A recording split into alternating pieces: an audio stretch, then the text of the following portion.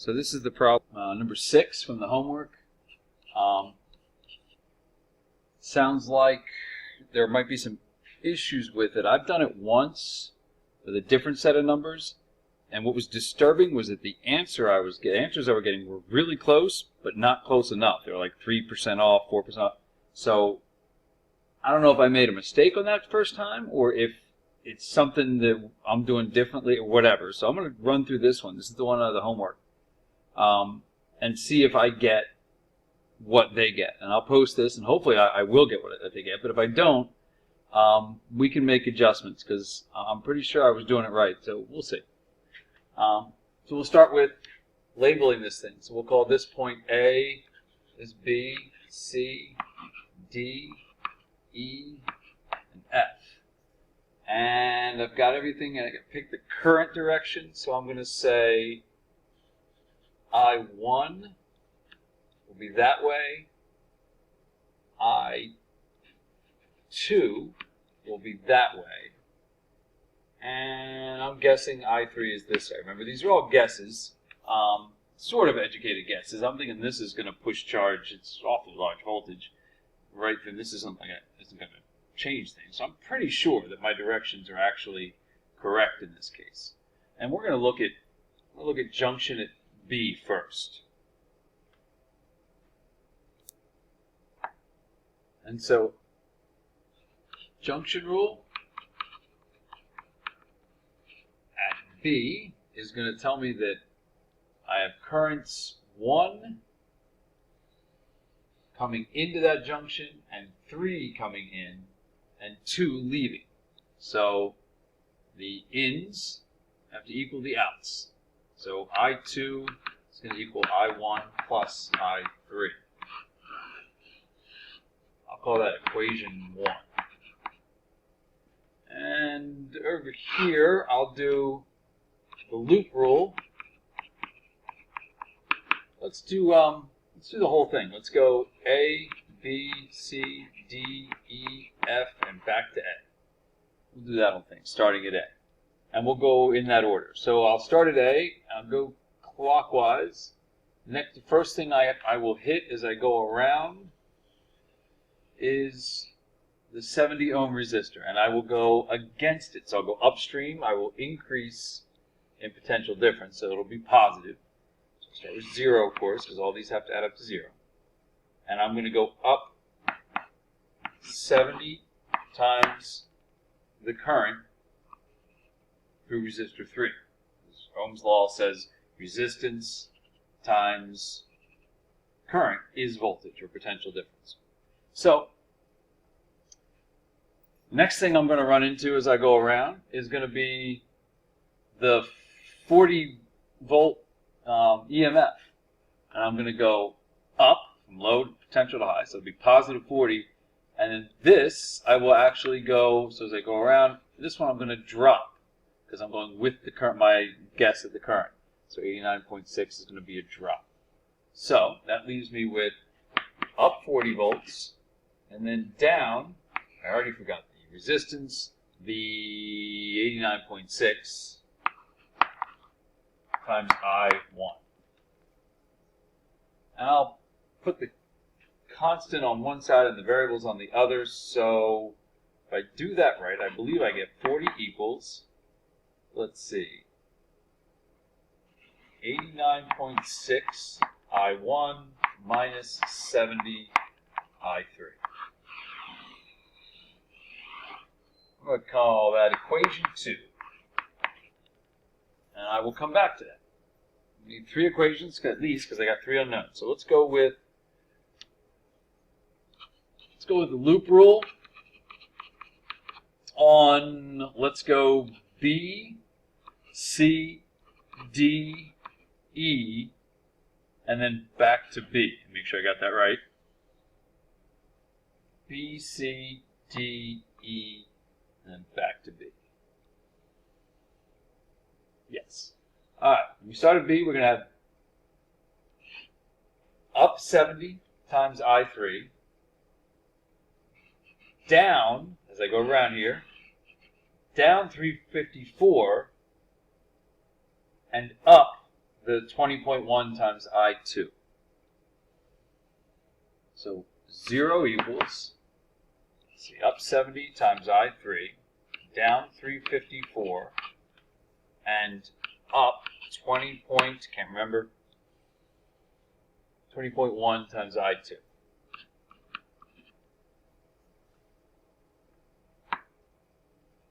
That's going to give me 354 equals 70. I'm going to write them in increasing order for the subscript. Just, I don't know why, it just feels better. 20.1 I2 plus 70 I3. And I'll call this equation 3. And what I'm going to do now, I think, is I'm going to replace I2 with what it is equal to in equation 1. Right? Recall that I2 is equal to I1 plus I3. So I'm going to replace this with I1 plus I3. So I'll have 354 equals 20.1 times I1 plus I3 plus 70 I3. Now let's clean this up a little bit. I got 354 equals 20.1 I1 plus 20.1 I3 plus 70 I3. That's going to give me 354 equals 20.1 I1 plus 90.1 I3. I'm going to call this equation 4, and it and equation 2 are both in terms of I1 and I3. So I go back and look at this. 40, it's this one right here. So let's see if I can do this here. Oh, beautiful.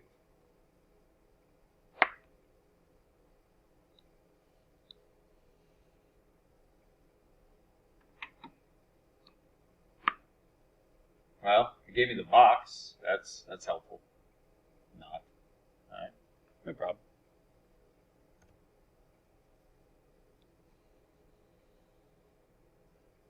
$89.6 minus 70. So I got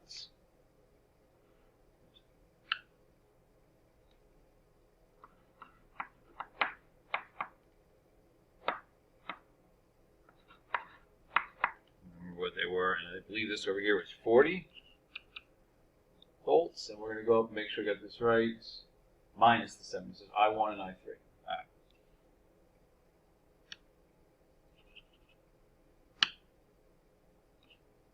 I1, and I3. Okay. Well, they're not clean, easy, straightforward numbers, but it doesn't mean we can't solve it. I'm still going to do it the way I would normally do it. This one's positive, this one's negative, so I'm going to focus on these two variables, these two coefficients. I'm going to multiply the top equation by 70. So everything in the top equation is going to get multiplied by 70. Meanwhile, in the bottom equation here, I'm going to multiply everything by 90.1. And if I do that, these two terms will cancel out. So I'm going to take a second. In fact, I'll pause the video, I'll do it, and when I come back, instantaneously, I will have this done. Bam! So, now, just like I had hoped, these are going to go away. So we're going to combine these two equations.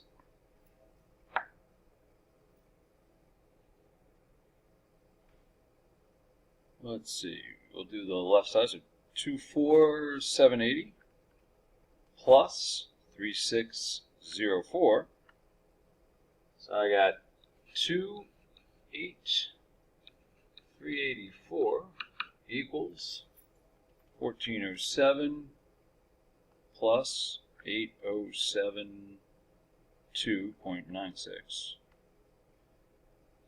9 479.96. I1. And of course, these go away. So I'll do, let's see, 381.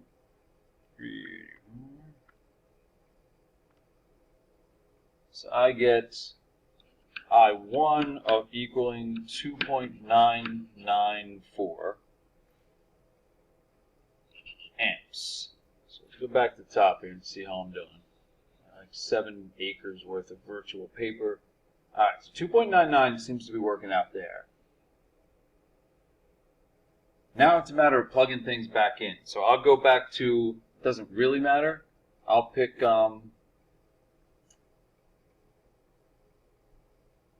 let's do this equation, equation 2. So 4896, so I'll go 40 equals 89.6 times I1, which is 2.99 now. We know that. And then minus, I believe, 70. Yep, I3.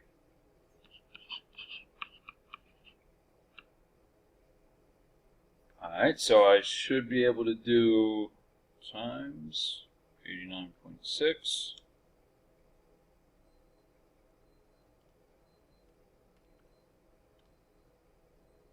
Bring that to the other side. Multiply that and bring it to the other side. I got negative 228.27. I'll take out a couple more places. 18 equals negative 70 I3. So divided by negative 70 gives me a I3 value of 3.26 amps.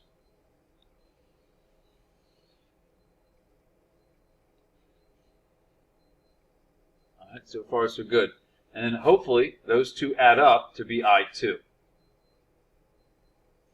So I2 is going to be I1 plus I3, which is going to be plus 2.994, 6.26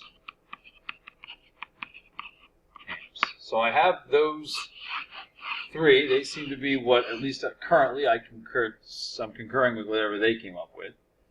Let's check those voltages out. So I now know the resistance in each. And so V equals I times R should give me the voltages for each. That is what they're asking for, right?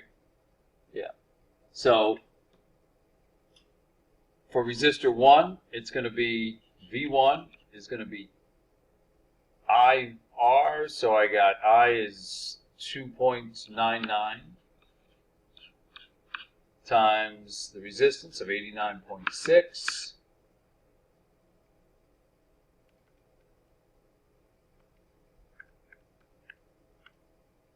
Gives me 267, almost 268, yep, so it's 268.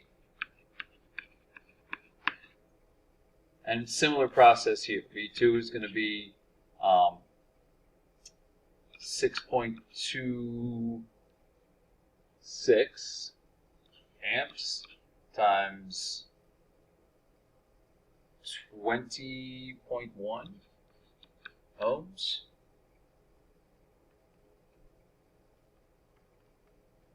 So it's about 125, almost 126. And V3 is going to be likewise, I think it was 3.26 times the resistance of 70 ohms.